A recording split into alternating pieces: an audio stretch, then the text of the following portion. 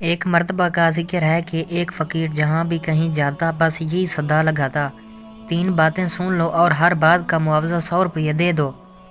کوئی بھی اس کی اس صدا پر کان نہ دھرتا تھا۔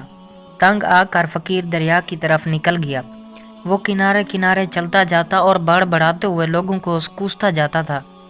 اتفاق کی بات ہے کہ وقت کا بادشاہ بھی سیر کے لیے وہاں آیا ہوا تھا۔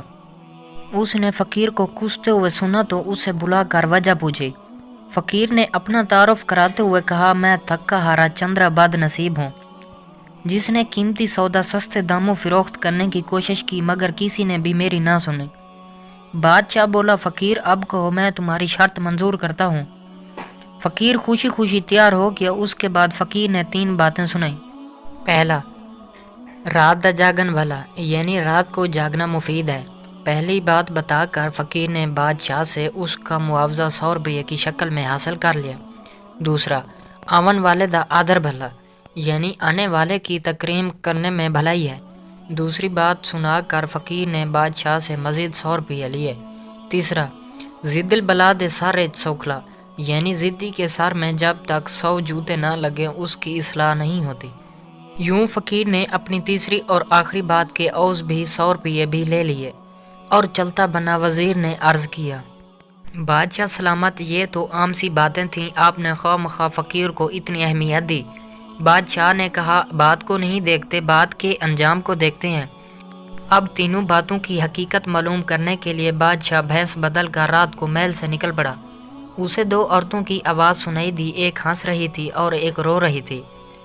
بادشاہ نے بیر سے آوازیں دی۔ وہ بولی، کون؟ بادشاہ نے کہا، پہرے دار۔ وہ کہنے لگی، جا چلا جا، میں ہنس رہی ہوں، میرا نام تدبیر ہے، اور جو رو رہی ہے اس کا نام تقدیر ہے۔ بادشاہ نے اندر جھانک کر دیکھا تو خوبصورت عورتوں کے چہرے دکھائی دیے۔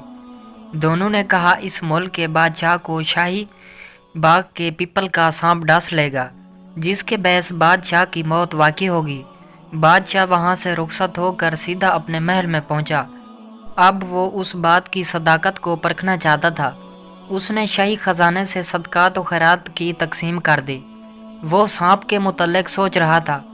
اس نے پیپل سے محل تک راستہ بنایا اور اس پر کپاس بچھا دی۔ اس راستے کے دونوں طرف پھولدار پودے لگوائے اور سانپ کا انتظار کرنے لگا۔ ایک خاص وقت پر سانپ پیپل کی شاخوں کے درمیان سے نکلا اور اس نے زمین پر چھلانگ لگا دی۔ سانپ اس بندوبست سے بہت خوش تھا۔ محل میں پہنچا تو بادشاہ نفل پڑھ رہا تھا۔ سانپ نے پنکھارتے ہوئے اپنی آمد کا یوں اعلان کیا، اے زمین کے ٹکڑے کے بادشاہ، میں آ گیا ہوں۔ بادشاہ نے سکون سے نفل کی ادائیگی جاری رکھی۔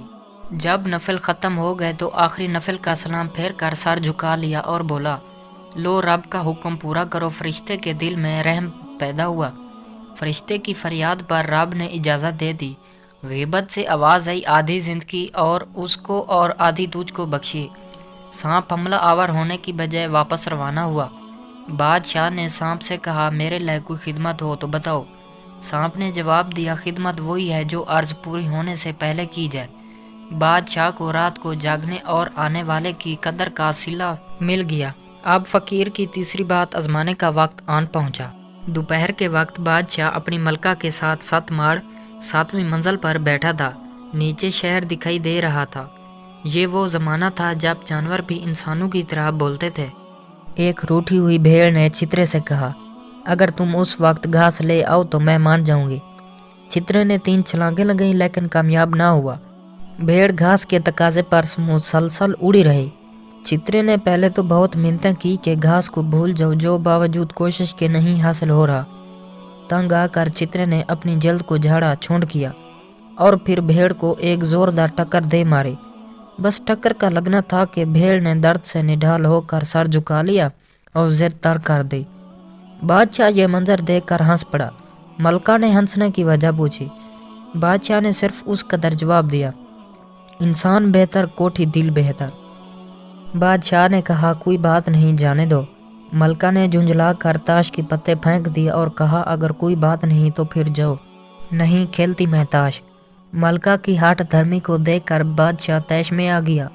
اس نے غصے کی حالت میں 100 مرتبہ جوتی ملکہ کے سر میں دے ماری۔